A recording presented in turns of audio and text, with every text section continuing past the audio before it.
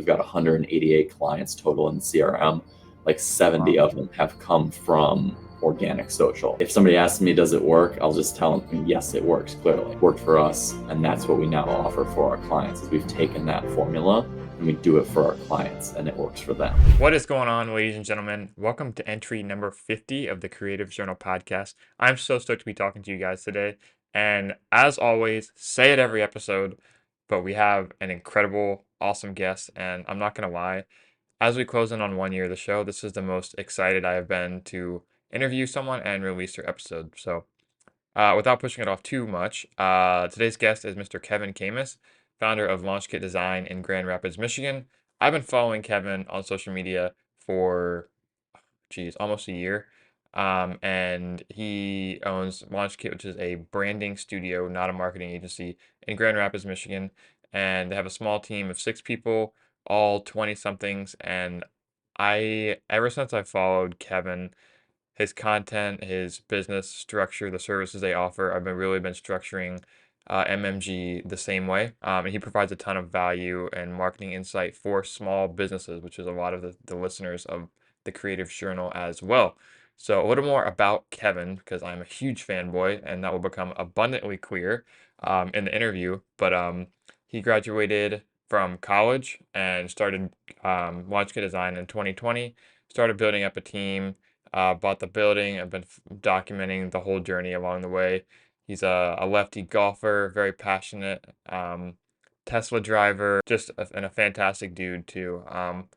Very, very grateful for Kevin's time today, and I think we had a really good conversation, great vibes all around, and that's why, like, even being 26 years old, and I just turned 23, I think it's always good to have role models or people that you're pursuing to be like 2 to 3 steps ahead, someone that's still in sight. And as I craft the design agency, that's really what I'm going for. So without further ado, if you're enjoying the show, like I said, we're closing in on 1 year of the Creative Journal podcast, which is absolutely mind-blowing to me. And this is entry 50. So kind of a cool little milestone episode here. And I don't think there's anyone better to have on than the man, the myth, the legend, Kevin Camus himself. So without further ado, please welcome to the Creative Journal, entry 50, the one and only Kevin Camus.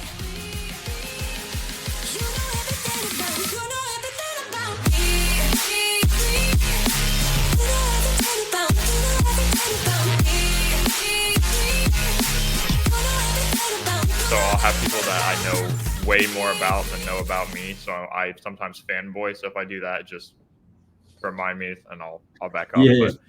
Cool. But yeah, man, I don't even know where to start. So I guess maybe people are listening don't know you as well as I do. And this is the first time we've talked, so I really don't know you that well. But yeah, I just love to give you a platform to kind of tell your story entrepreneurially. Like, most of the guests are business owners. I kind of started it as a networking tool. Sure. But dude, like, it's been a couple months now. I always watch the vlogs. I've listened to all your content and so forth. And it's really impressive, especially at your age. Sure. I'm 23 right now. I think you're 25. Yeah. And dude, like, I love the whole building in public sort of thing. And obviously we're in similar industries too, but I'd love to just hear your backstory, freshen the person and kind of what got you to where you are today. Yeah, I appreciate the opportunity to share the story. I appreciate the content support. It means a lot hearing stuff like that. That's kind of my motivation to keep going, right? I put a lot of time and effort into documenting this journey. So it's nice to know that somebody's watching. In terms of how we ended up sitting here in the LaunchKit office today. We're downtown Grand Rapids, Michigan. I started the company 4 years ago. After graduating from Grand Valley, it's a school here in Grand Rapids, Michigan. I went to business school there, and during my time in school, I did freelance marketing work. I was always like the creative marketing guy. I was the one doing like photos, videos, web design projects, logo design stuff. Never did the traditional internship per se. I always elected to do the freelance marketing work because I enjoyed how much of a difference it can make in these small businesses. So when I would see a mom and pop, local business go from, when they had no branding, no marketing, no online presence, And then after I helped them out and did those things, the before and afters, the smiles on their faces and the difference it really made in their business, it meant a lot to me. I got a lot of fulfillment from it. Quick note, guys, if you guys have not already downloaded the Essential Business Owners Reading Database, you have got to do it. You just heard me and Kevin riffing on The E-Myth by Michael Gerber, which coincidentally just got added to the database. So download it if you want to check out the quick summary with actionable tips. But my favorite quote from that book, which pertains perfectly to our guest Kevin, is from Michael Gerber. Contrary to popular belief, experience has shown that people who are exceptionally good in business aren't so because of what they know, but because of their insatiable need to know more. That's a bombshell right there. So if you guys are interested in learning more about business, creativity, entrepreneurship, make sure to check out the Essential database of books for business owners. Without further ado, back to Kevin. So I just did that throughout college. I graduated in 2020 in the middle of the pandemic, and a lot of companies were on hiring freeze. I didn't really know what I wanted to do, but I still had my freelance projects going. At that time, it's mostly like friends and family circle. So like working on friends and families, websites, photos, videos, graphics, very basic stuff. But I think looking back, I did a good job of documenting those first, call them 5 projects, basically making case studies out of each project. Case studies is way too formal of a term for what I was doing. Basically, I was just posting on Instagram, but documenting those first 5 projects really helped me get the next 5, and break out from that like friends and family circle into doing business with people I didn't already know. And that was really the origin story of how I transitioned from college to taking on paid projects. Yeah, were you always sort of against the grain as far as like how early do you think you knew you wanted to kind of do your own thing versus was it kind of the pandemic that brought that on and you realized that like okay, like nobody's hiring, I'm gonna have to do it for myself? Was that like the forcing function, or did you always kind of begin with some of the people I've interviewed? It's like some of them began with this vision in mind, and then they just kind of connect the dots going forward. Sure. Like, kind of how early did you envision like something like this being founded, and what steps did you take early on to kind of make it a reality?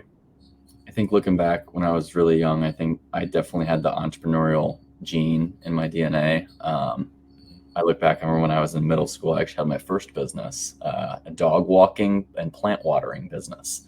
So I think I've always been a bit entrepreneurial. I was in middle school. I remember I would walk people's dogs and water their plants when they're out of town. And every time I would make $60, I would go to GameStop and buy a new video game. And like, that was like my way of like making money and buying video games.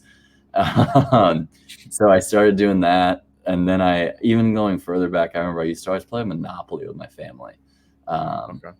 And the way I would play Monopoly is I would just continuously like double my bets. And like every time I had Monopoly money, I would buy another house or another hotel, and I would just keep doubling the bets and keep growing. And it's fast forward all the way till today. It's like, that's how I like run the business, is I'm constantly interested in like, what can we do to take things to the next step? If we have not disposable, but like revenue that can be placed somewhere, what can we invest in? Can we invest in talent, space, technology? I want to keep doubling the bets and growing. So to answer your initial question, like when did I first kind of think about that entrepreneurial route? I think it's always been in me. I think I get a lot of it from my immediate family. My parents, they've always been entrepreneurial. They've had their own business operations. And so I've just kind of watched them be a team. And I think that's probably where it came from. Yeah, that's awesome. So your father was a golf course architect, and your mother had her own business, I remember. Yeah. So I'm thinking too, like golf. So Yep. how avid were you kind of as a player growing up? And Yeah. I know you still play now a little bit, but talk about like golf and how big that is. And because dude, like, so I played golf in college, and Sweet. it's like it's such a good, like, it ends up being like at these networking events and chambers of commerce and stuff, it ends up being like half the time is what I'm talking about, because it's just something people latch onto. It's like, oh yeah, what's your handicap? You played in school? That's cool. Yeah.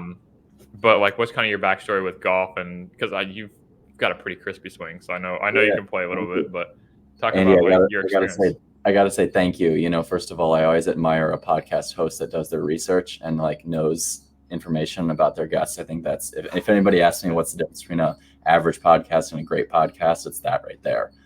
Being able Thank to you. ask good, deeper questions, doing the research, and evoking good answers.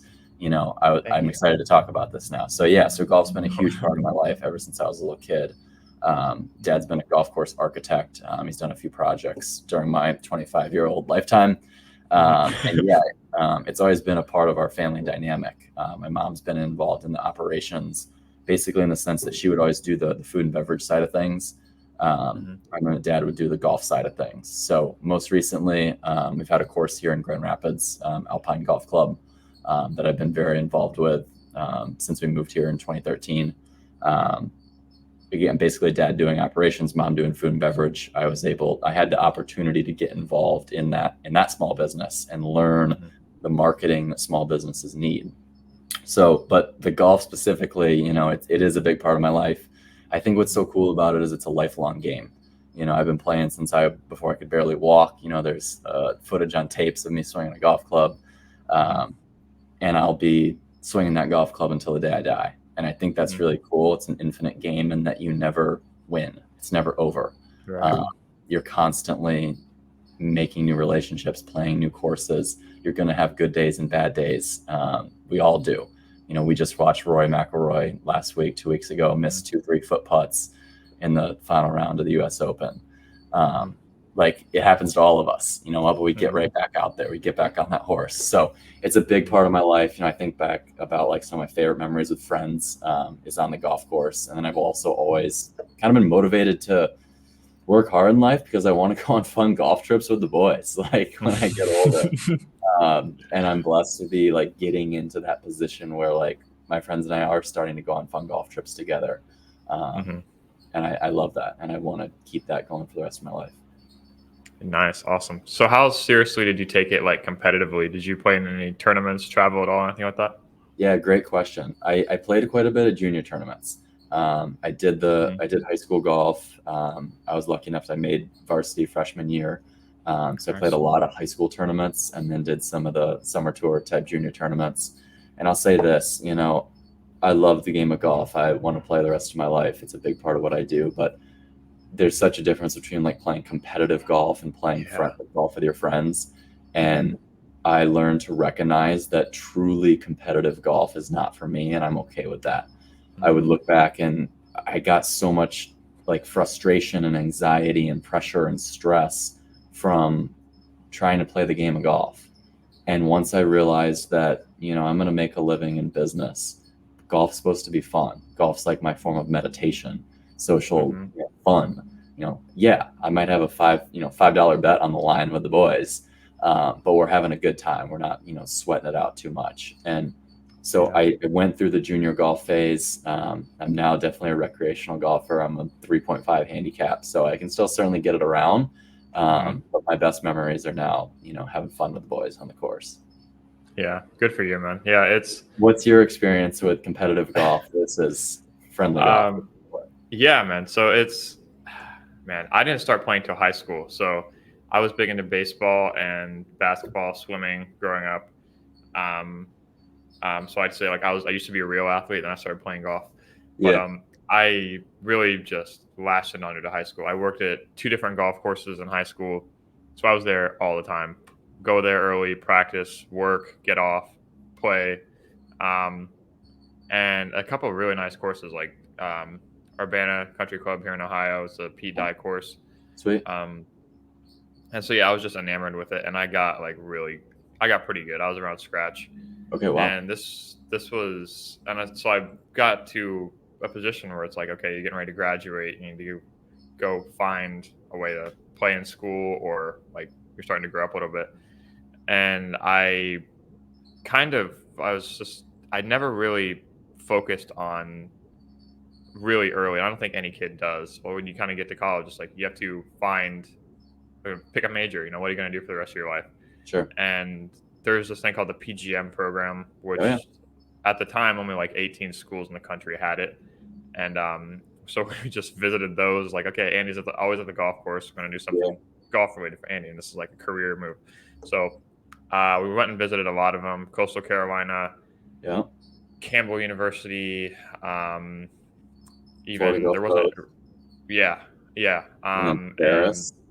yeah, yeah. Yeah, And we settled on Methodist University in Fayetteville, North Carolina, yeah, and played there for a year. And it was a very, very competitive. So they have a golf course on the course, like it's an 18 hole. It's kind of a run of the mill, but it's student maintained. So it's like part of your responsibilities is you assign rules, pick the range every day, repair wow, divots, mow, like all these things. And it was just so competitive, dude. Like some amazing players there. And I second semester, I went through some stuff like end of high school, like lost a bunch of weight and kind of got in my own head and stuff. sure, But the second semester, I didn't even make the team. I wow, kind of went through a bit of a personality crisis, and that was a big turning point for me. And kind of like you went through the same realization, like okay, separate golf and life, yeah, and golf is something that's fun, life is something that's real, and yeah, that's kind of my growing up moment, I think. And so I transitioned back, transferred to a school close to home in yeah, Northern Ohio. cool, Graduated there in 2 years, so I took summer classes, overload classes to try and finish, and yeah, then finished with a marketing degree. And then now worked at an agency for about 6 months after graduating. So I was like, okay, need to find a job in design, creativity. It was always freelancing in college, doing websites, found Webflow. yeah.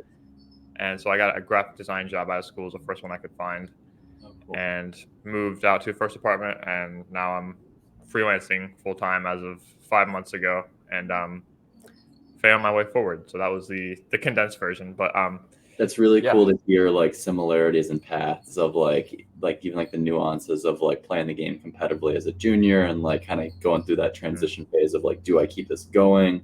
Where do you drawing that line between fun and business and life? It's yeah, cool to hear that we both kind of ended up in let business be business. And the moment we're done with work, I can tell you probably where we're both going is to the course. yeah. Yeah. Yeah, no, it's that's I think, and to be honest with you, like that's why I resonated with you so much, is because I saw so much of that too, and also like dude, like I was like such, and I think back on it now, like I apologize to my dad. I was like, he was driving me to all these tournaments, get hotels, pay for me to go to school to play golf, like all these things. And Yeah. I think back on it, like man, I was such a child. Like if I had a bad round, it was just personify it, take it on myself, take it Yeah. out on other people. Um, and I'm grateful that I'm grateful to myself that I kind of matured out of that in time to be Sure. able to apologize and make amends for things like that. Certainly. But dude, that game brings that game can bring out the worst in you. Yeah. But Somebody, I can't take total credit for this, but I was listening to a podcast maybe a few months ago, and they talked about how much of a blessing it is to play sports like golf and tennis as a junior because mhm, you learn to regulate your emotions emotions. yeah, You have nobody to blame. There's nobody else's fault. If you hit a bad drive and you hit it in the hazard, it is 100% your fault. And you mhm, learn to take ownership of that. And I think that can really apply in business and life where, if you make a decision that leads to less than ideal outcome, you take full mhm, responsibility of it. And I think yeah, about yeah, that a lot of times. I can picture when I, chunking that shot, you know, there's nobody to blame. It's not the club's fault. It's not the ball's fault. It's your fault. yeah, Own it up, suck it up, and move on. exactly, yeah. But you always have the people that try and still blame it on those things, and then you Yeah, realize like that makes me look like even more of an asshole when I try and do that. So, exactly. um, Exactly. but yeah, and there's always that one friend too that's like I'm so it almost it surprised even my dad. Like he's like, man, like I don't even you just seem to like not even care anymore. Like Yeah. your score and everything. I'm just like honestly surprises me too because I don't get to play as much as I used to. I kind of lost Yeah. a competitive edge from it, Yeah. and that came from time away. But How's your game improved or worsened now that you are more chill about it? well, definitely worsened from the technical Okay. aspects of it because I'm not practicing at all. Sure. But I would say I definitely enjoy it more. Like Okay. there's no anxiety around it. Like I used to even think like I have time off now. It's like how much of it have I lost? And I still Yeah. get a little bit of that. But as far as getting angry, I'm just like dude, I that's wasted mental energy at this point. Yeah. I think. But Okay. Mine's been interesting. I've probably shaved off a few strokes since I okay. care less.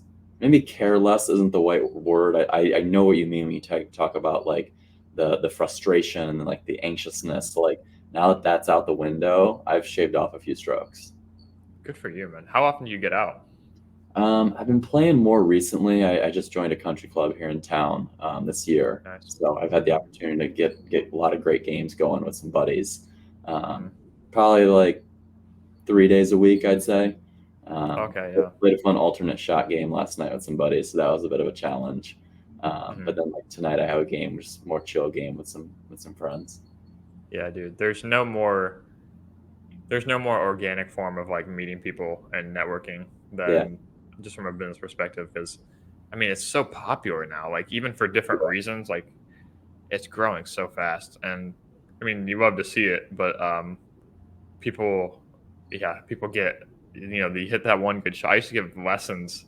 That was kind yeah, of my like entrepreneurial side that got engaged was like I worked at these PGM internships at these courses and you yeah, see like okay the head pro is like holy cow, like this guy is working 80 hours a week. He's trying to please a membership.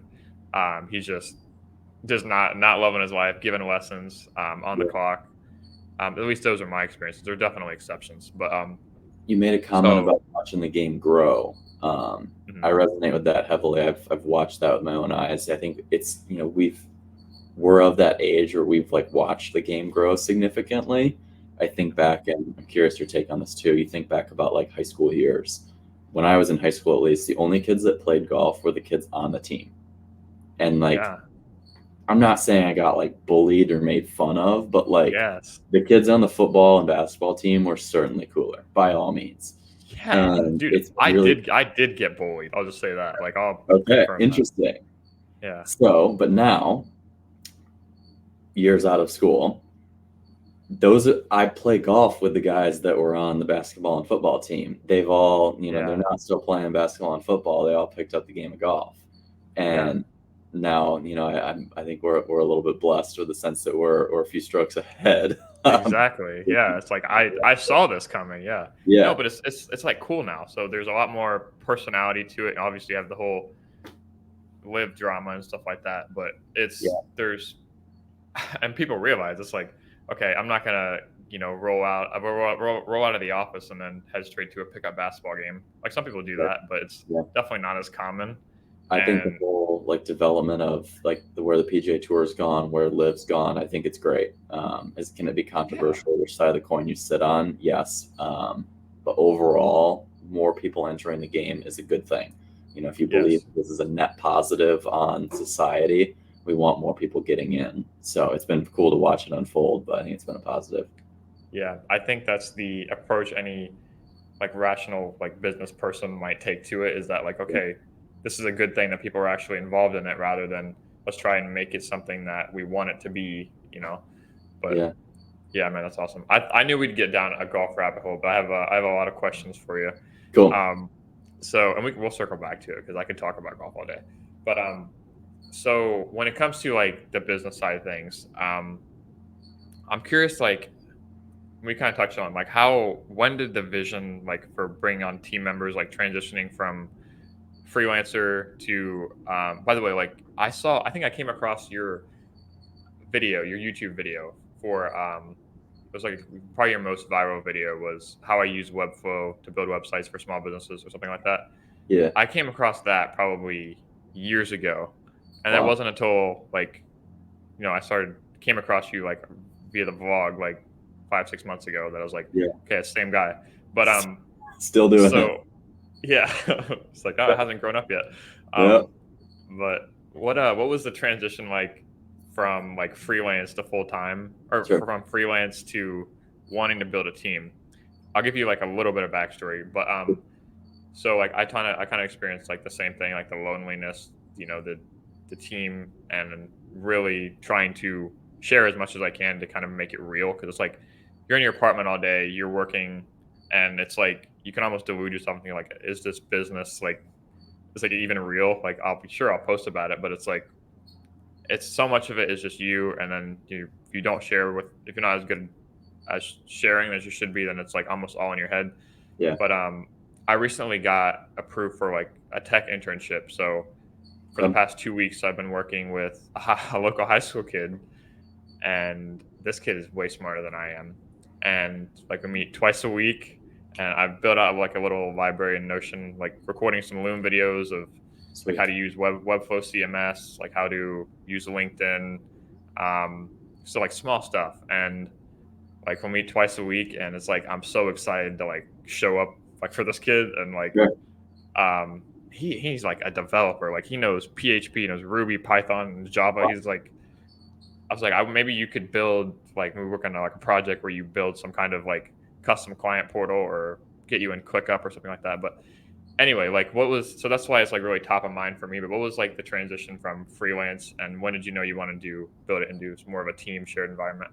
Sure. I'll kind of bridge the story from where we were talking about golf, and then switch up to Yeah. business, so I can kind of loop that in. So Sorry, a lot of it's this a hard actually pivot. stems back to golf. So during my high school and college days, I was very involved in my family's golf course here in Grand Rapids, Alpine. Um, in around 2013, 14, Alpine was doing very poorly as a business and financially. We were Mhm. underwater, we were losing money, um, and we really needed a turnaround in terms of overall like brand. We had no brand presence per se. We had no presence on the internet. Mhm. The golf course itself needed some work as well. It really needed a full-on turnaround. So we were in a position where we didn't really have, to be honest, we just didn't have the money to like hire experts. Um, Mhm. so really the only option we saw, and I kind of saw, was okay, I need to learn how to do this. I recognized that it didn't need rocket science. It just needed like the basic marketing package per se. So through YouTube videos, I learned how to do basic web design, basic graphic design, like the basic starter kit marketing for a business. And I did Mhm. it for Alpine. Over 10 years, we built that into a very solid reputation, really solid presence on the internet, all the way to the point it actually got bought and we sold it this past year. We exited. So I Nice. watched it go from doing terrible all the way to the come up to the point of a sale. So Yeah. Good I for didn't you, know man. that. I didn't know that was in the future at the time, but Mhm. basically, I did this for Alpine. I saw the impact it could make. So that was the spark of okay, I want to do this for other businesses, right? I saw the difference it made for Alpine. Now I just started doing that formula for these other businesses. Mhm. And so to answer your question about when did I kind of pivot from being me the creative to me the business owner, that is the after college. I've been doing it for Alpine. I've been doing this for other friends and families businesses. um, I loved what we were doing. I was just getting lonely doing it myself. So Mhm. I had an apartment downtown, and I could go days without seeing anybody. Maybe I'd interact with somebody via a Zoom call or something, meeting with a Mhm. client. But I started to realize that I was more the business guy. Um, I got in tune to what things give me energy and what things take away energy. And I recognized that things like system building and spreadsheets and finances and like business connections gave me energy. I would have Mhm. more energy at the end of that than when I began, versus looking at like a blank artboard on Illustrator or a blank timeline on Premiere drained Mhm. me of energy. A few hours into editing or designing, I would feel like I had less energy than when I started. And I think that was just an early sign of, people always say, like, do what you love and you never work a day in your life. What I'm Mhm. saying, kind of along those lines, like, building systems in ClickUp or Zapier or HubSpot, that's easy to me. I could do it all day. I don't need any sort of motivation or, inspiration to do that. Um, so once I Mhm. realized what I was enjoying, I then started having conversations with true creatives who are the opposite, where they lose Mhm. energy from having to do a spreadsheet or taxes or logistics or like any of the boring business stuff per se. They Mhm. get energy from the creative work. And when you pair someone like myself up with a true creative, we have a mutual respect for each other. I respect Mhm. what you do, and you respect what I do, and we can go further together. Let me be the business guy. Let me set up the articles of organization and file the LLC and taxes and all the stuff. and all you have to worry about is being creative and designing and making great designs. So once I realized that everybody doesn't think like me, it completely shifted from being a solopreneur providing a service to a business owner that wants to build a great company that people enjoy working for. Yeah, love that. Yeah, dude. So like, so good.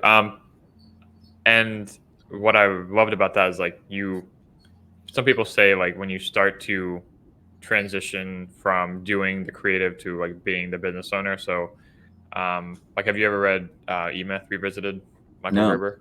no. So, he has like the three entrepreneurial personalities. It's like the technician, the entrepreneur, and I can't remember the last one. But it's basically all three parts of you that need to go into making a business, Sure. and they're like constantly. These three personalities are constantly at war with each other. Okay. So, and I was warned so much about like, okay, if you want to do this full time freelance, or you want to start to build a team, or you want to make it a business, then you're not going to be doing the creative work as much. And I kind of always embodied that personality. Like I was always the creative person growing up. I had the journal. I was always doing some sort of graphic design. Yeah. Um, Logo design was what I did like growing up. And people were like, yeah, you're going to lose that when you become a business owner. And I still like, I just found it's just not true at all. Okay. And to be honest with you, like getting keeping conscious tabs on what gives you just said it, and I said it like so many times, is keeping tabs on what gives you energy versus what takes it away. So I leave a networking event, I leave like working with Liam, like I walk out of that thing like excited to get back to it rather than like dreading it, Yeah. whereas like you said, like the blank artboard, the blank timeline, I'm so much more invigorated by, I see this a lot in you too, is the prospect of having to get the work rather than it's like, oh, now I have to fulfill it. Sure. I'd rather like empower other people to do the same thing. And for right now, it's just me, and I'm learning like there's two sides to it, and um, but yeah, no, that's yeah, Which everything you side do said is you just really find that you enjoy more? definitely like business development. So like meeting people, and I kind of like took it to its extreme when I first started. Yeah. So like started first time I had like a small runway, like just clients from past freelance, like college, maybe three or four consistent ones. Sure. And I was like, okay, like I gotta make this work. So three chambers of commerces, two Oh, referral groups. Um, I have like I started doing like days in the lives and vlogs for yeah. LinkedIn, and I kind of had 13 events in 9 days. Wow. And so that was like when I first started. So I was like, okay, I need to revert back to some kind of like homeostasis. But I was just like, I was always excited to get out of bed in the morning. And when I first started, it was so hard because you have to be forced to like elaborate. Okay, these are the services we offer. This is what I do. You kind of have to put what you do into language, and you're just putting yourself out there. And I was always introverted, like growing up. Like I took speech therapy. I used to have these big tie-dye hearing aids. I was always the one, and with drawing in his journal in the corner. Um, so like I never saw myself as that person that's like, okay, salesman, marketing the business. But then it took me all of a couple months to kind of remove that identity from myself that I had all growing up. Sure. Um, so I think, I mean, it's recent too, and I'm not attached to any sort of like actual personality traits, but I do enjoy and there's sides of both of it too. Like even you guys with the hybrid work environment, it's like there's days when you have to lock in and do the work, and there's days when you need to interact and um, elaborate the stuff that's like articulate the stuff that's going inside your head, share that, get feedback. And so I see the value in both, but the days where I'm like out and about um, are the ones I'm like most energized because I can go back to work with actually having these inputs that are making me more creative, that are growing me. And but yeah, what were the kind of like the first signs for you that you weren't attached to doing the creative work itself? I think it was when the business was in the early like development days when there was so much infrastructure to build, things like needing to set up project management systems and needing to set up finance solutions, how to keep track of budgets, payroll, just general small business accounting. I really got attached to that and just general business development. I started gravitating towards wanting to do the business development, system design work as opposed to doing the truly creative design work, Hmm. Yeah, which you and don't really see the business tasks, the business development tasks don't present themselves until you start to build a company as opposed to a solopreneur business. hmm yeah, and it kind of manifests itself in different ways too. So you can probably relate with this. With like, I worked at an agency for 6 months, and it was like wrestling apparel. So I got to design like stuff that would some of the best wrestling teams in the country would wear.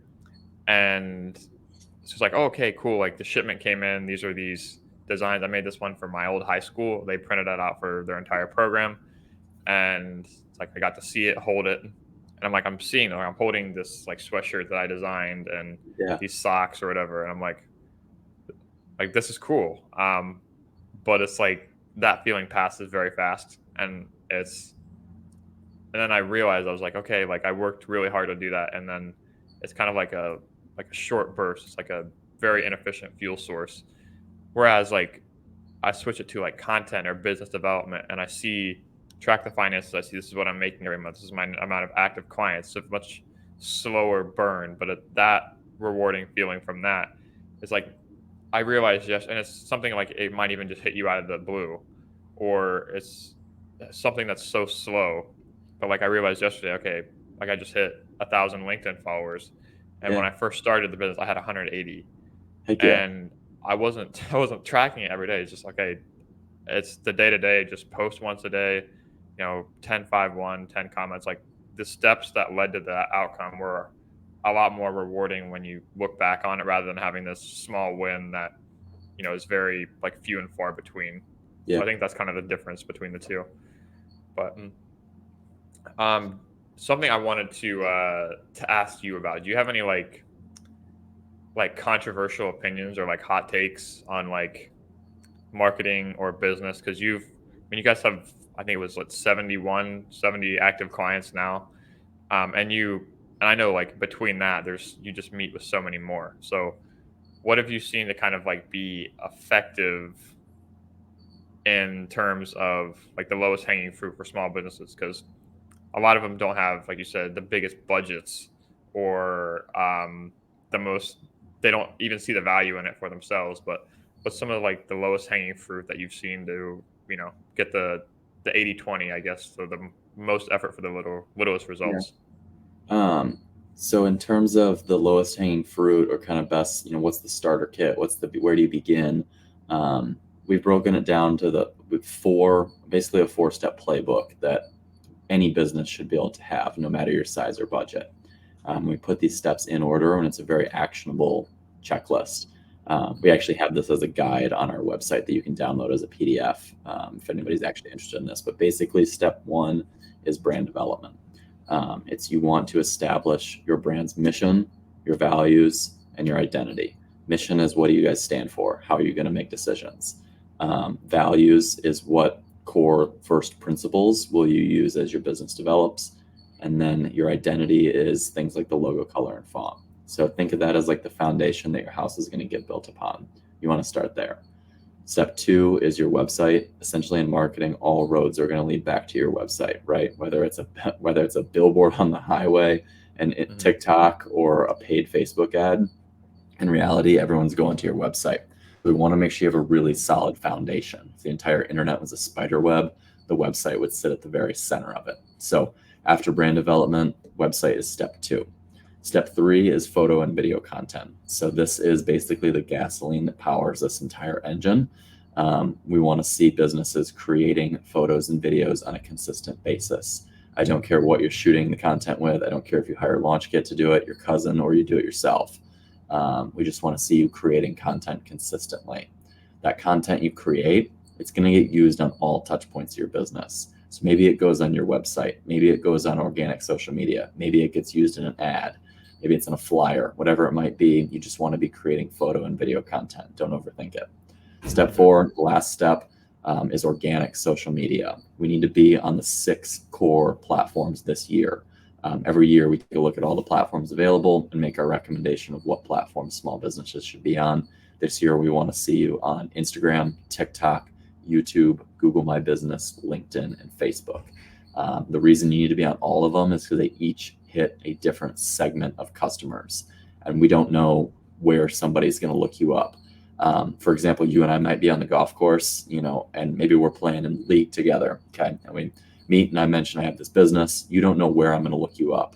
And let's say I pull out my phone and I go to YouTube and look you up. Are you going to be proud of what comes up when I hit search? If the answer is no, then that's a problem. You want to be proud and confident that whatever comes up when somebody searches your business on any of those platforms, you want to be confident that you're going to put your best foot forward. So low-hanging fruit, those 4: brand development, web design, photo, video content, omnipresence on social media. Nice. Yeah. And yeah, I love how you have that down there too. And it's kind of like from like our side of the business, it's like it's so easy to push that to the back burner. Like I even saw it with my own branding. It's like people, especially small business owners, are working really hard. And it's like, yeah, I know my website's terrible. It's like, yeah, I know my social media is bad. But it's like they don't have the bandwidth, and part of it's probably not seeing the value in it. But it's not a bullet wound. It's more like a slow bleed as far as the impact it can have kind of on your business. And Go ahead. yeah, for sure. Like, for example, And you could hand me a business card. Maybe your website's on the business card, and like we have a great, first interaction, and then I look you up. Is your website going to close the deal, or is it going to fumble the bag? yeah, because for a lot of business too, it depends on the industry. And you guys have worked in a lot of different industries, which I think is what's really kind of rewarding about what we do. And it's also So, I have like a lot of questions that just came to mind, but like from your perspective of like, I'm trying to like keep it like valuable. So like marketing insights for the audience, but I'm like super stoked to be talking to you and I want your perspective on something. So I'm trying to balance like the selfishness and the value, but, so like from your perspective, like how do you, as a business owner, it's like, okay, you define your ideal target customer and you want it to be something like so out of the box, like so clearly defined, like this is who we're targeting, who we need to reach out to. But not everyone fits into that like shoebox that you lay out. And you want to work with people in other industries, other ages, other demographics, other levels of revenue, business size, employee size. So my question to you is like, how do you find the balance of like not being everything for everyone? You niche. I think you do a good job, and maybe you account for this by very clearly defining your services rather than very clearly defining who you work with, so they can kind of slot themselves into like what they need rather than who they are. I guess that's one way to put it. But what's been your kind of, because I see you like build the business and like I know you're thinking about everything. So like what's kind of your thoughts on niching and how you went about doing it for LaunchKit? It's a great question. Our target customer that we've landed on is a small business owner operator who's passionate about sharing their story. Okay. Short and simple. That's it. And it can apply to so many different ranges. I agree. You can go down a wormhole of like, we want, 35-year-old female business owners in the skincare industry. You're right. That's super niche down. We've took a more generalized approach and went with small business owner operators who are passionate about sharing your story. I can make sharing your story be any sort of marketing activity. Sharing your story can be developing your brand kit that's a logo that embodies who you are and communicates your values. Sharing your story can be building a website that authentically showcases your team, your people, what you guys are about. Sharing your story can be photos and videos that show you guys in action. Social media sharing your story. It's literally sharing your story on social media. Yeah. So we used that core first principle that we can stay true to that and help a pretty wide range of people. Yeah, I love that. And I see that now kind of from the services you offer, you have everything that can be construed to support that main kind of North Star. Yep. So I do love that. And so like between me and you, like something I'd really, really value your opinion on is like when people say to market your business, um, you don't want to try and appeal to like one person. So it's kind of dovetails off what I said, but how do you service how do I word this right? So how do you guys how have you thought about like targeting your customer to be small business owners, but also not saying we're compromising on quality or price?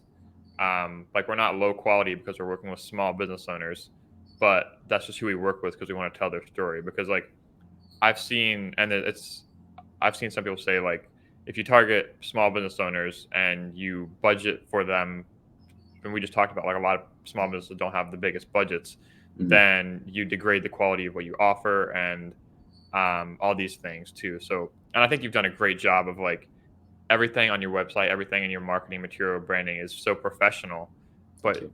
it's targeted at a small business owner so they can look at it and say like, oh, it's still professional. But how have you kind of gone about finding that balance? I know I didn't word that the best, but You're good. I see where you're going. I think it's a big part of what we do. So I'm excited to get the opportunity to talk about it. We've taken the approach where we have developed packages and offerings that we are very confident will help businesses. So mhm, we're one of the only marketing agencies, marketing studios where you can go to our website and see exactly what we offer.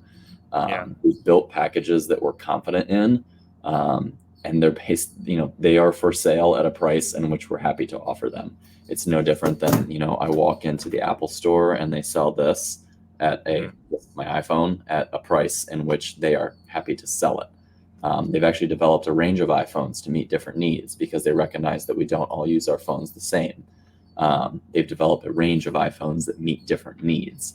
We've taken the same approach at LaunchKit where we've developed different marketing solutions for businesses who have different needs. mhm, Yes, the cheaper options are more of a lighter package. The more expensive options are a more in-depth, heavy package. Um, the good news is, you can start out with one package, and over the years, as your business grows, you can always elevate and get different packages. Just yeah, like I might start off with maybe a basic MacBook Air, and then maybe I get more technical, and eventually I need the MacBook Pro. That's great. They're both great products. Apple is stoked to sell both of them. We take the same approach. yeah. I like that.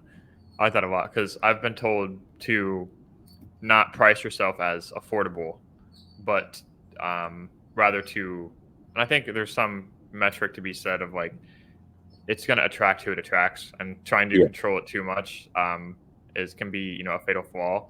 But yeah, I think there's a definite differentiation between intentionally we work with small businesses and we are affordable because I think that there's a big difference there. And I think that's like when I see you guys, that's what I think of, and that's what I'm trying to yeah. avoid kind of as I build my own thing. I think Um, affordable is the problem with saying you're affordable is relative. What's affordable for one person is a totally different standard than somebody else. yeah, A college kid buying a MacBook, that thing costs a lot more money to them. Whereas, me buying MacBooks because they're revenue generating tools that allow me to make money, I can mhm, buy a MacBook like that, but that's just because it's relative. I could, LaunchKit's entry level logo price for a logo kit, it's mhm, $3,000. I recognize that's not cheap. It's a significant amount of money. You can go on Fiverr and you can get it for $5. right, Um, so you just have to understand why what are your priorities. So the reason that people come to LaunchKit is they're basically paying us to make sure we get it right. They're paying for that yeah, security to make sure we think it through because they're thinking about, let's say they go with the $5 logo from Fiverr and they put it all over their business. It's everywhere. It's out front on the sign. And, mhm, it turns out to be, not the best representation of their business. It's now going to cost so much more than $3,000 to change it because it's everywhere. Maybe it's wrapped on your trucks, it's on all your merch. yeah, Now all of a sudden $3,000 looks pretty cheap. So it's Yeah. relative based on what your priorities are. So I would say Yeah, too. don't market yourself as affordable or cheap.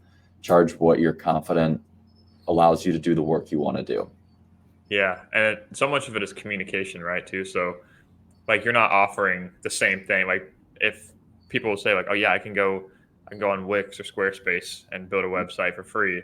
Yeah, It's like, yeah, I mean, actively encourage DIY tools, and yeah, getting online is more important than not at all.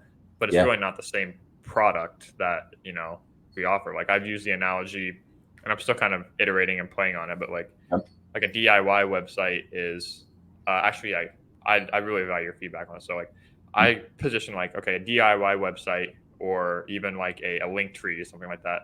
Basically a digital business card, right? okay. So it'll display your contact information, non-pushy. It gives people a way to, if they have the incentive, gives them a place to reach you if they're feeling motivated. But like a custom website like Webflow, maybe even WordPress, depending on if you want to put yourself through that. But they are more like a digital salesperson, right? So they Mhm. can craft a custom message based on who they're talking to. They can store information and they can take action and actually like craft a proposal that meets them where they are in that customer journey. So it's like two totally different things, but having it's better to have a business card than not have one because we've all been to a networking event and we don't have Yeah, one. yep, Um, but not all of us can have the fancy, employee and the salesman that does our marketing for us. yeah. So that's kind of that's where I place it in my mind is that you can't like, yeah, we have premium prices, but we're not affordable. But this is why. And like I'm transparently, dude, like I am a not the best salesman. Mm, And every time I like make that mindset shift, like, okay, I'm in selling, then I lose it. Like it's okay. so I just what's helped me a lot is just like, okay, education.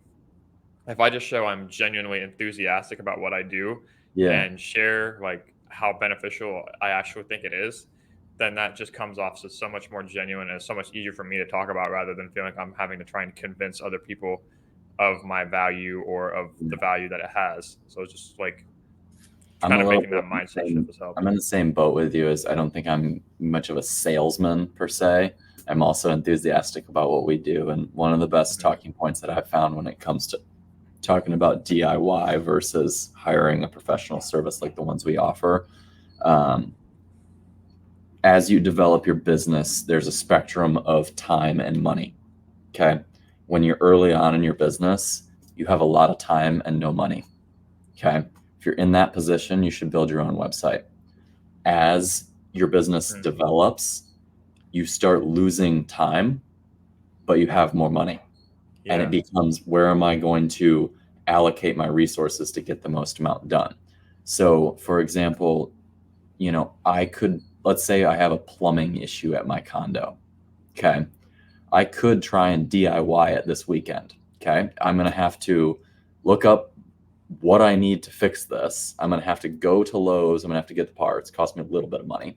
Then I'm going to have to more YouTube videos trying to figure out how to fix this. I am dumping hours into this at this point. Mhm. And then the result, it's probably going to be a mediocre job, to be honest. Mhm. Um, I could do that if I had the time and no money. Mhm.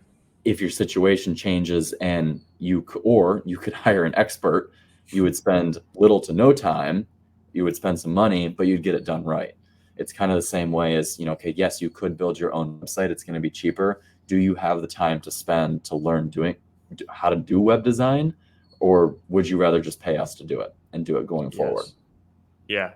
Yeah. Two things from what you just said. So, and I wrote them down because I don't want to forget. But one of them is that's why like working with like B2B, like working with business owners, you Yeah. can see they're. I usually not the stereotype, but you can usually see like they make the connection, like, and they're much more willing to admit like, okay, I'm not an expert in this, and Mhm. I will pay someone else to do it because that's what they've been doing since they built a business. Is like, okay, and you kind of talked about it in the beginning, like what's the allocation of um building the business. Like I know I have to invest in different things, and they're usually transparent enough to recognize that they're not the experts and they want help. They want teammates to help them.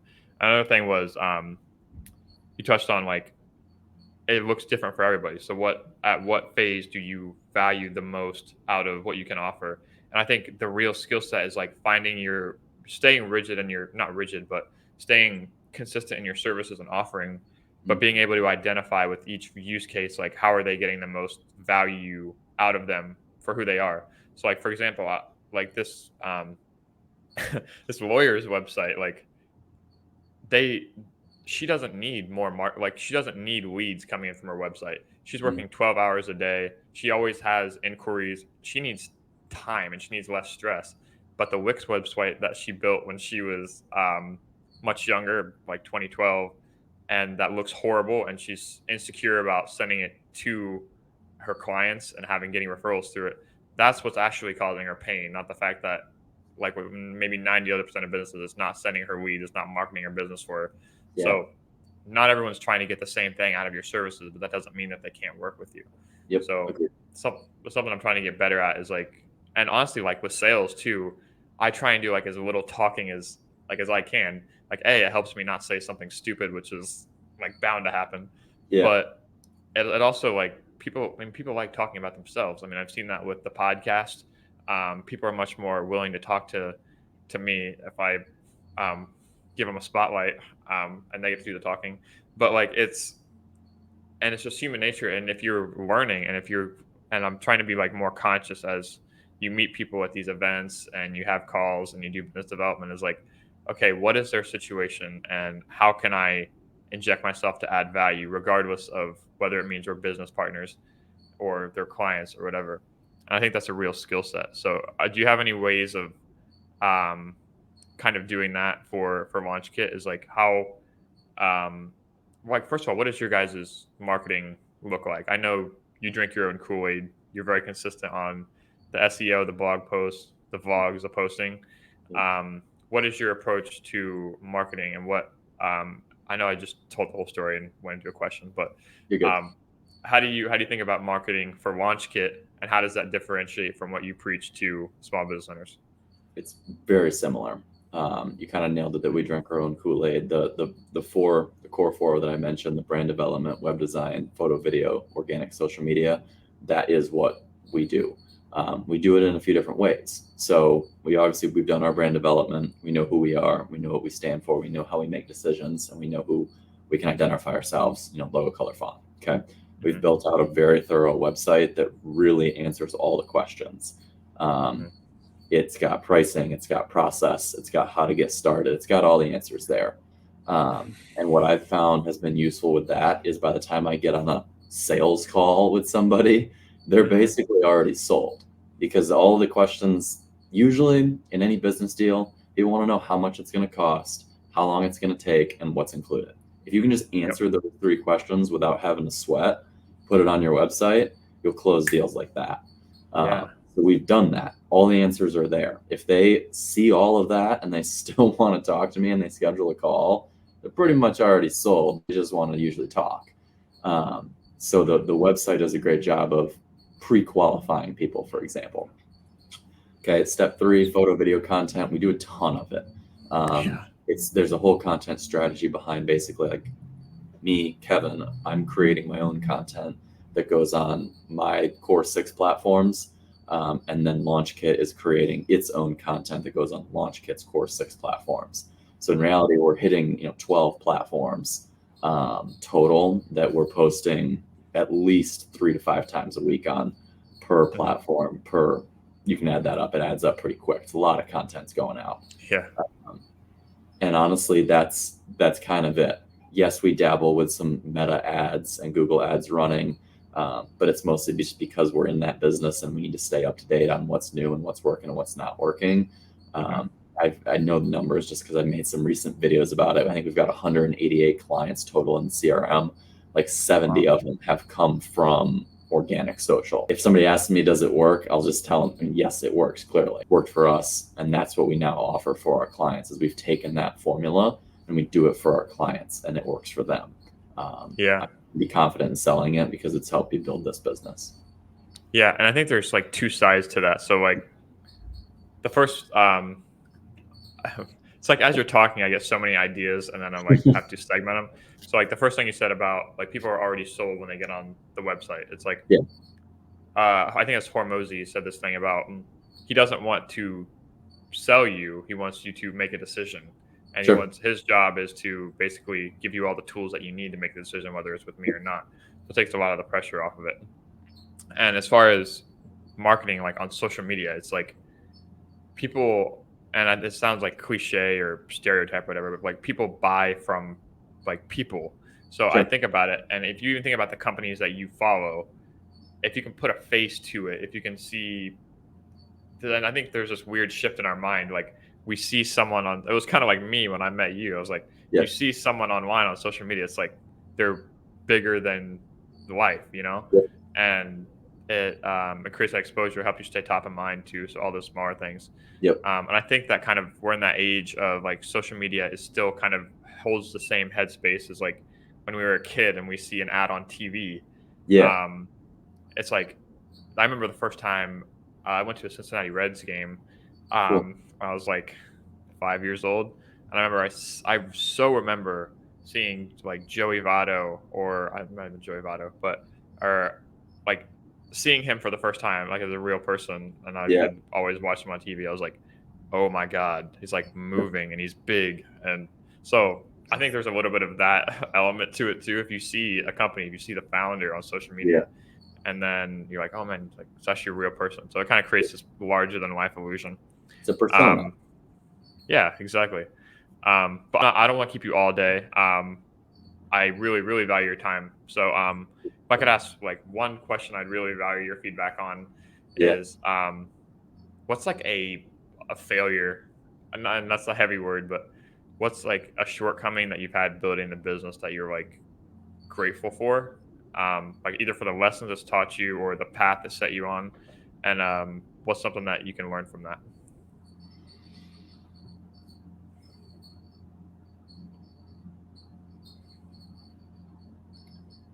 Not everything you do, not every line of business you go into, not every offering you create is going to be successful. You're going to have some home runs and you're going to have some misses. Um, whether you relate this to creating content, starting lines of business, creating products, every time you step up to bat, you have the opportunity to hit a home run. You might hit some singles, you might hit some doubles, heck, you might even hit a grand slam, but most of the time you're probably going to strike out, and that's okay. You never will get that opportunity if you don't step up to the plate. We've had products, we've had services that have flopped. We've also had ones that are home runs. We never know if we didn't try. Right. Yeah. What does that look like for you as a specific example? Was it maybe, and I'm sure you've iterated on things like your pricing and the team structure, work from home, remote, like all these other different things that you've done to you know separate yourself, create brand. What is one of the things that has had outsized ROI, and what's like an example of the opposite where maybe it didn't go according to plan?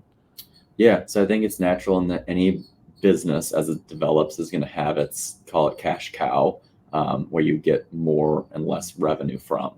Um, so like and you can relate this to any business. Like I think Apple makes like majority of its money from the iPhone sales, and I think services is like creeping up right behind it. You know, iPads are not what make them who they are. They still allocate a Right. lot of resources to it because it's part of the ecosystem.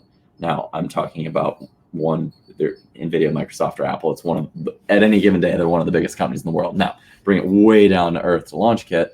Some of our businesses are going to be more cash cows and some are going to be more supportive business lines of business. Hmm. We've found that over the years, our main two core bread and butter services are our web design offering and our photo, video, social media offering. Those Okay. two, do more volume and more revenue than any other line of business.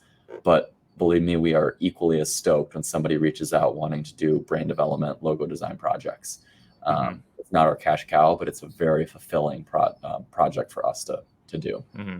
Yeah, and you also have the one-off offers, so you're kind of meeting people at every stage. So like my approach to that was like, okay, we have like cluster your services into like build, nurture, and grow. So you have something that can meet people where they're at. Whether Yeah, it's brand I like development, that'll be like a build service. that. Yeah, Nurture service is like marketing, setting up channels, getting established, and then a grow is like running ads or Yeah, more advanced marketing integrations, CRM, stuff like that. I really Um, like that breakdown. That's awesome. cool, thank you. I actually brought some value to the conversation. Yeah, that's a good way of But looking at it. thank you. Yeah. So I have like a quick game I want to play. It's called No Context. It'll Sweet. take 2 minutes. But basically, I say two options, and without any context, just pick one. Okay. And they start easier, they get a little bit harder, but yeah, no context. So number one, Sounds like a good no. vlog. Okay. Yeah, that's been something I'm struggling with too, because like I have all these meetings with people at events, and I'm still like getting over that fear of like using the camera and being like a TikToker or whatever. Oh, But I've learned just like I'm still at that phase. I'm trying to tune it out because I think it's yeah, awesome. But anyway, so number one, Notion or ClickUp? both. Both. Okay. I have them both open right Okay. now. Right. Yeah. So you have the it's a quick tangent, but you have the reading or the podcast and uh, book library. I built the same thing. So Mhm. because I saw that video of yours. But Yeah, so next. I use Notion for all like the little bit more personal side of stuff. Like my library is there. It's documentation of everything I've ever read, listened to. I'm currently training for a marathon, so like that training plan is in there. I have an archive of all the golf courses I've played and what I've shot. That's all. Yeah. Yeah. It's ClickUp. like it serves dude, I can nerd out about Notion, but ClickUp is more like robust, but it's the friction between like just getting something out there, like making a quick database. That's like the difference for it. So like Notion is perfect for like day-to-day stuff, and then ClickUp would be like big picture, like client stuff. Like Yep, that's kind of how I see that. exactly how More we use advanced. Yeah, cool, awesome. Tangent. Okay, Apple or Samsung? it. Even a question. Apple I told you they're going to start easy, but they'll get harder. Um, Scrambled eggs or fried eggs? scrambled, Okay, only scrambled. I don't like fried eggs. really? I actually Well, don't because eat like eggs. I actually recently, it's funny you say this. I actually recently stopped eating eggs. really. Yeah, I've had a Okay, really we got sensitive stomach like all growing up, and I never was able to diagnose what was wrong with me per se. I thought it was like lactose intolerance, uh-huh. thought it was I needed to cut gluten. Never really found anything other than like IBS, which is a super vague diagnosis. Yeah, Over the past recent years, I've just gotten really in tune with what I'm putting into my body and then yeah, understanding how it affects it. So being in tune to, okay, I just ate eggs. How do I feel? Kind of just isolate the variables. I eat a really kind of simple, clean diet so I can uh-huh. introduce and remove something and really easily see if it's making me feel better or worse. Yeah, and there's a couple. This is a weird part because like I know so much about your life, but Yeah, like I know you did like Factor, yeah, HelloFresh, stuff like that. yeah. Um, I think there's an ROI there. I don't know. So like I used to be a personal trainer in college, and I'm big into like running, bodybuilding, stuff like that. So I've experimented a lot too, and Sure. like I've been on both sides of like the whole eating disorder side of things. So I'm always kind of experimenting too. But let me get my chargers. Yeah. I'll be right back.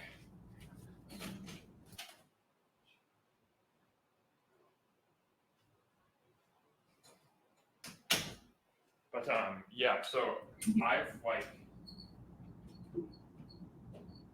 I wanted to experiment too with like the pre-prepared sort of meals.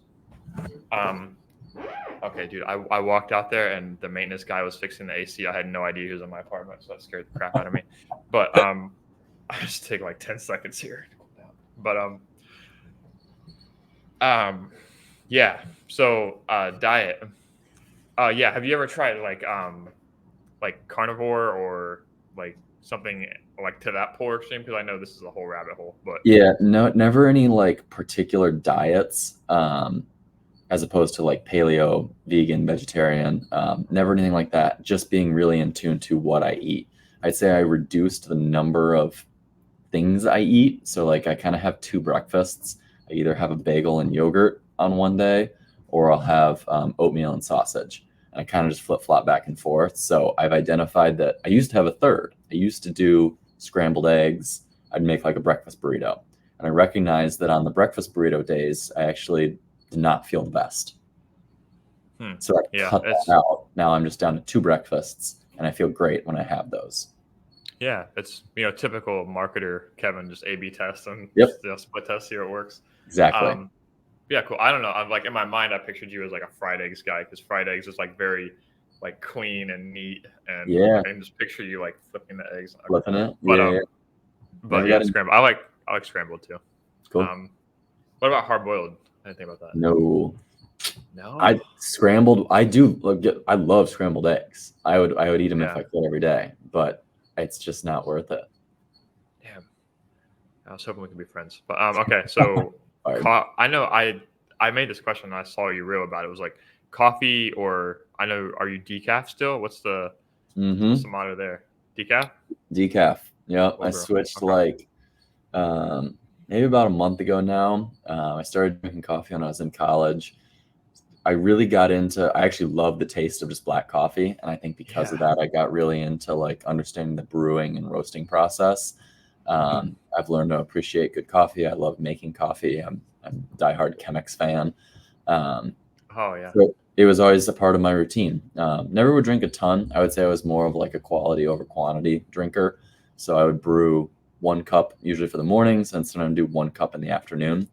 But I was really struggling with this like fatigue issue where around basically like 11 o'clock and like 3 o'clock, I would just have these terrible fogginess, hunger pains, tiredness, like dizziness, just terrible. I'd have to go home. I'd have to leave the office. I Wow. would be kind of short with team members. They'd ask me questions, and I would really give them good answers. Um, I'm like I said, I'm really in tune to what I eat. I'm really in tune to what I sleep, exercise. I couldn't figure it out, honestly. Um, so far to the point, I reached out to my primary care doctor and said, "Hey, I think I have a problem. Like, do I need like medication?" And I remember I sent that message to the doctor, and then I put the phone down. I was like, "Man, like, is there anything I'm missing?" And I was like, "What about caffeine? Like, I have had a cup of coffee for the last 8 years straight. What if I tried not having it? Um, cut out decaf. I still drink. I'm sorry, cut out caffeine. I still drink decaf. Completely change the game. The hunger pains are gone. I can kind of, I might be a little bit hungry right now, but I'm still totally focused. Like it's not a problem. But yeah, decaf. Hmm. Yeah. Wow. That's that sounds like a terrible existence. I don't know. I think I see the benefits in it too. Like because I've done caffeine fast, but dude, it's just like the best part of my day, man. And I think there's placebo involved at some point. I still, Um. but I still get the I still get the satisfaction because I still use my Chemex. I look forward to every morning. I grind the Yeah. beans every day. I have a fellow grinder, grind the beans, do the Chemex. I still get that first sip feeling. No, I don't Mm, quite get that little buzz that you feel from the caffeine, but mm, because I don't have the crash, it makes it worth it. I drank this iced Americano during this call. There's no caffeine in it, but mm. I enjoyed sipping it. Yeah. That's true. And like too, like decaf coffee still has like sometimes up to 20% of the amount of caffeine too. Yeah, So it can there's have trace amounts for sure. yeah, Uh, you can titrate it. So everything in moderation. right, exactly. It's the healthy, mature answer. Um, but anyway, totally off topic again. So next up, driver or putter? Driver has been a lifelong issue for me. Ooh. I struggle off the tee. I have a lot of swing speed. I can hit the ball quite far. Um, as the ball goes further, it opens up the opportunity for more things to go wrong. Okay, Right. it's like Yeah. you see the 75-year-old guy at the club who hits it right down the middle. That guy doesn't miss, right? But when Yeah. you start get some club head speed going, a lot can go wrong. So I've been fighting it recently, trying to keep the ball in play. Um, Putter's pretty steady. I actually putted really good last night. I made some great putts. Something unique in my putting is that from 15 feet and in, I look at the hole Hmm. when I'm putting. I don't look at the ball. Yeah. Hmm. I saw That was a Speed do it a drill. few years back, and I kind of started doing it, and it's worked really well for me. Nice. Yeah, that's what my dad does. But I Yeah. mean, you literally just described me and my dad. Like, um, I'll out drive him. Like I was even in high school, I was always hitting because I'm 6'5". Like I would hit the ball hit the ball pretty far, Yeah. and dad would always beat me. Yeah. I'd be 100 yards ahead of him in the fairway, and he was like, and he'd just walk by me and smile. And I'm just like, Yeah. I hate you. But yeah, that's the game, and that's another part of like the humbling part of it we're talking about too. But cool putter. Okay, so morning workouts or evening workouts? Evening for me. I'm definitely a morning person. So the way I look at it is I love getting up early. Try to be up around like 5:30 most days. It's kind of my go-to wake up time. I used to work out in the mornings because I'm a morning person. But what I realized is that when I would get up and go to the gym, all I'd be thinking about is work. Like I'm ready to go. I'm ready to, I know that to-do list is made. I'm kind of like a bull in a pen. I'm just waiting to get let out. Yeah, So what I realized was I'm working out, but my head's in a different place. I'm like yeah, ready to get done with the workout so that I can get started with work. Whereas I yeah, flipped it, and now I wake up. I usually do a green drink in the morning, and I'll just dive right in. And I try to get the hardest, most cognitively intense work done first because I have the most amount of energy at that time. Pretty yeah. much from the What's time I wake up to 3 o'clock, I'm losing energy kind of the whole day. So I pretty much am out of energy by 3 or 4 o'clock, and I can change clothes, go to the gym, and it completely kind of unwinds my brain. And I actually get re energized, and I'm kind of good to go again for evening activities. Yeah. So what is okay? I know this was supposed to be like a super like rapid fire game, and we stopped on every single one. But so like unpacking that, like, A, what's the hardest thing for you right now? So what's the first thing in the morning look like for you when you're what do you prioritize that time for? And Uh, B, like, go ahead. No, go where ahead. you go? Go ahead. So I was just gonna say like B, like I totally relate. So I'm a morning. I'm trying to be a morning person too, and like I'm always like, okay, I have to get the workout out of the way so that I can get back to work, and it's like that constant dialogue, and I sometimes will even end up like cutting it short or so. I see the value in that for sure, but it's like I've always gone up and done some sort of workout, so it's like I don't. I'm worried about like how I would feel. I like feel lazy or something if I didn't do it, but Sure. I think it's something some self work. But what does that first task for you in the morning look like? So I'm pretty structured. So based on the day of the week, I've kind of got my weeks like roughly mapped out. So Mondays, I'm always looking at um, launch kit and my content for the week, what marketing things need to go out this week, and where does that stand. So getting topics selected for the week, and then looking at last week's analytics. We close out analytics Sunday night. So Monday, I basically have a fresh batch of data to see how things went. So I'm really looking at the week ahead to see what content is going out that week. Tuesdays is a finance day, so I'm always looking at last week's financials, what happened. I'm looking at basically transactions, revenue, P&L statements. Uh, so it's finance stuff. Wednesdays, kind of a floater day. I am here in the office, so it's a lot of meetings, just conversations, seeing how things are going in the week. Thursdays is a big content day for me. So usually what I'm doing in the morning is either writing.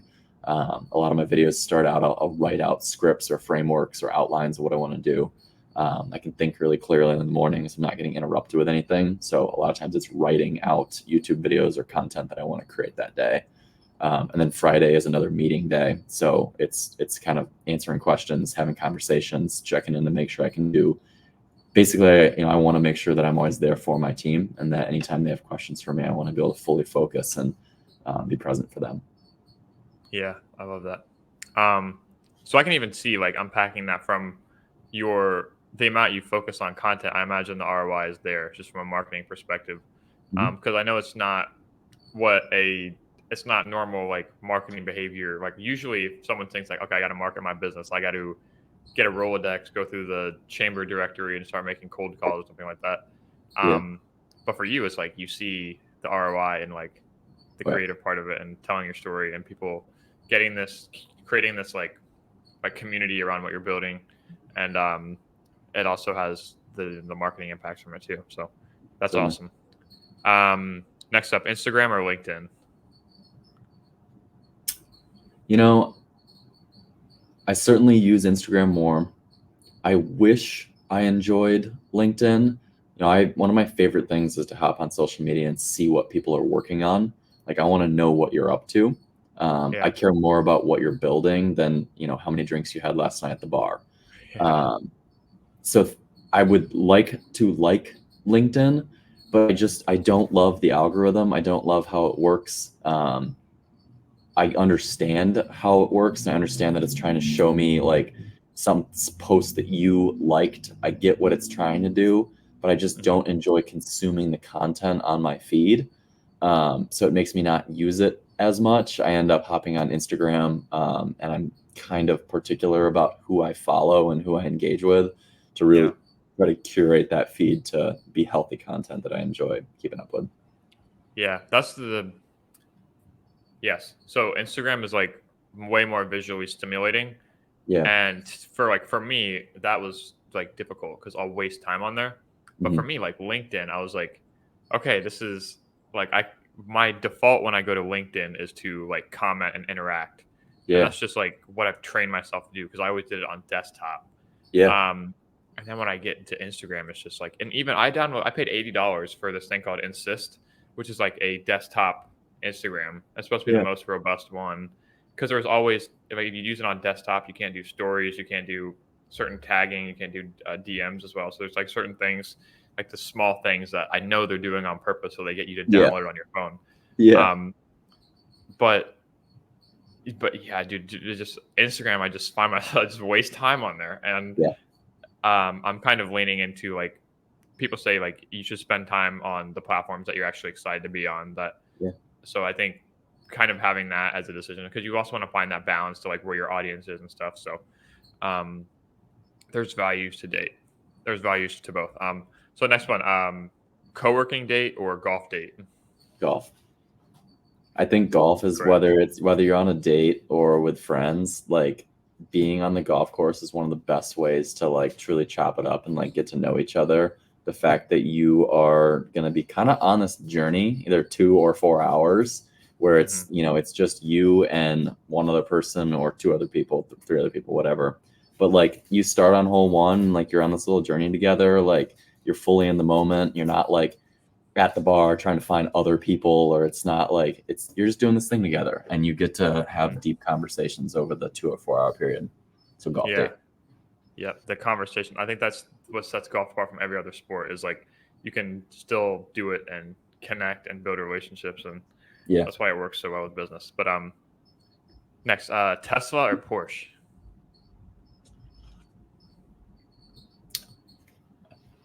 Why'd you pick What those would you two? pick? So I know you drive a Tesla, Yeah. but I see a little because I mean Porsches is like electric vehicles. They're killing it. I know they have. Taycan. And there's this one Porsche that because I look up and I start to see these Teslas, I see these Porsches, and it's that once you notice them, once you want one, they start to like find their way into like you see Yeah. them every day. Yeah. So I kind of had an inkling that you might like Porsches, and I think that might Yeah. be one of your. That was my guess to what your dream car was. So I Yeah. wanted to know which one. Yeah. No, you nailed it. That's funny you asked that. Hmm. I'm going to say both, and here's the answer why. I think the Tesla is, from a purely utility standpoint, it's the best car. Hmm. Functionality, like daily driver wise, for 90% of your driving, as long as you're basically making it home every night and charging it, like it's the best car.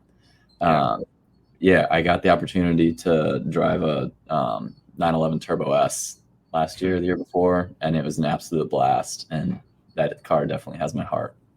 Yeah. That's what dude, like I'll have these moments too where like, I kind of have to treat myself like a child. So if it's like late, it's like, okay, I don't want to send these emails. I don't want to schedule this content. I'm just like, okay, Model S, baby, here we go. So Yeah, yeah, but no, I love Teslas, and that's yeah, I want one day. So it's a great daily um, driver. I've loved it. yeah, I kind of had that intuition, like because I have the same preferences. So Hoka or On shoes? On, um, Really? yeah, Okay. I run in a pair of On Cloud Monsters. That's my go-to. Okay. Nice. Okay. Well, what's your take on Hokas though? I've never owned a pair. Very Okay. positive. I would say. Great shoe. They have some really good commercials that I've seen too that I've really enjoyed recently. Have you seen the one where it's like the people and they're like kind of like, that's all a bunch of different types of runners and they're like up in the air. It's a great commercial. Yeah. I don't know what you'd call on YouTube, but it was a good campaign that they did. Okay, Good yeah. music too. So Yeah, respect. see, I can tell. It's like you like watching ads. I love watching ads too. It's like for the same Yeah. reason. But Yeah. Khakis or cargos? Khakis. Okay. I don't think I own any cargo pants. No. Also, I'd give you easy ones. Zoom or Google Meet? Google Meet. We used to use Zoom. We pretty much use Google Workspace for everything though. So the way that Google Meet's integrated is just a no-brainer. One of the biggest struggles with when you use Zoom and Google Calendar, Google Calendar defaults to always putting that blue button that says join with Meet, even if there's a Zoom invite right below it. We'd have clients that like the Zoom invite was there, but they just see the big blue button and they click it, and then they sit in the Google Meet lobby and wonder why you're not there. So we fully switched over to Google Meet about a year ago, and I've loved it. Okay, good. Yeah, my problem with Zoom is that it's fine, it's for a buzz, but it was like if you don't have the paid version, it caps at 30 minutes. And I would always go over that. So it's like, you have 5 minutes remaining, and I'm like, oh my god, I gotta make a new link. But last one was last one, work from home or in office. Both. Depends on the type of work you're doing. So I'm a big believer that the type of work you're doing should determine the environment you're in. So if we need to collaborate and like review a design or spitball ideas or talk about content topics, we should do it in person.